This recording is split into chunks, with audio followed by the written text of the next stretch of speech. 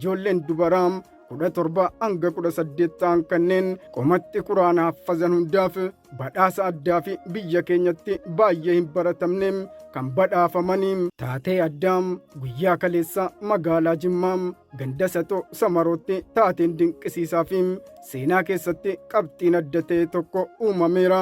Ijoolleen dubaraa 17 hanga 18 ta'an kanneen qomatti quraana haffazan hundaaf badhaasa addaa fi biyya keenyatti baay'ee hin baratamne kan badhaafamanii Sheek Maxar jedhamuun kan beekaman lammiin biyya Arabaa irraa dhufan hojii dinqisiisaa markaza kana erga ijaan arganii booda waadaa seena qabeessa seenuun deeme. Waadaan sunis guyyaa kaleessa guutamee jira.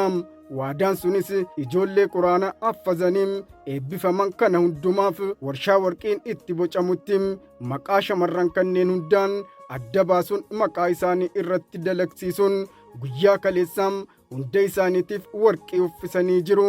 Gochaan kun dinqisiifannaa qofa osoo hin taane kabajaa fi jaalala guddina diiniif quraanaaf qaban agarsiiseera. Hundeessituun markaza kanaa eenyu? Khadijaa Abbabee Beektuu jedhamti. Meemee Khadijaa kanaan wala barru.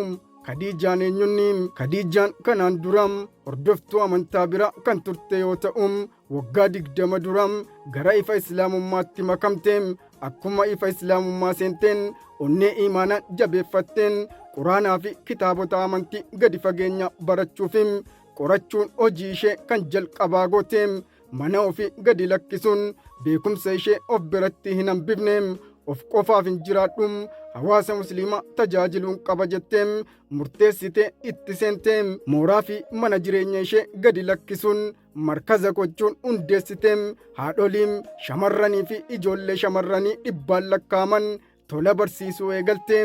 Waggaa 2 guutuun qophaa ishee barsiisuun shamarran iddoo garaa garaa irraa dhufan kana waggaa 2 oliif markaza ishee keessatti tursiistee eegdee nyaachiftee obaastee akka isaan quraana guutuu haffazan gootetti. Milkaa'ina maatii ishee, jabeenyaa fi hayyummaa ishee ormaa fi ala qofatti osoo hin taane maatii ishee keessattis calaqqiseera. Ilmi ishee Abuu Haniifaan waggaa 9, innis guyyaa kaleessaa quraana haffazee eebbisiifameera.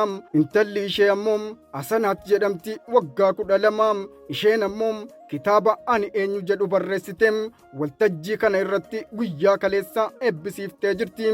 Taateewwan gurguddoo guyyaa kaleessaa tokkoffaa walitti dhufeenya amantii biroo hordoftoonni amantii kiristaanaa naannichaa jaalalaa fi kabaja guddaa Ustaaz Khadijaadhaaf qabaniin kennaa addaa quraanaa fi suuraa maqaa Nabi Muhammad salawaatu rabbii wassalaamu alayhi tolfame qabatanii bakka eebba kanaatti argamuun imimmaanii wajjin kennaniiru. Lammaffaa ijaarsa gamoo abbaa darbii 4 hojii Khadijaa kana bal'isuuf ijaarsi gamoo bal'aa jalqabamee jiru guyyaa kaleessa keessummootaan daawwatameera.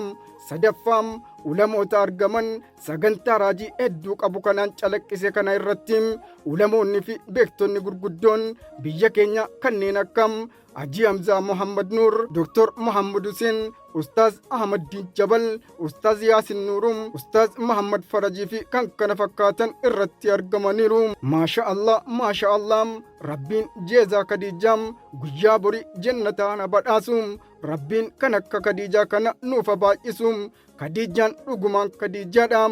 Yaada keessan naaf qooduu hin dagatinaa. Ana Abdusalaam Araarsaan ture. Nagaa naaf ta'a.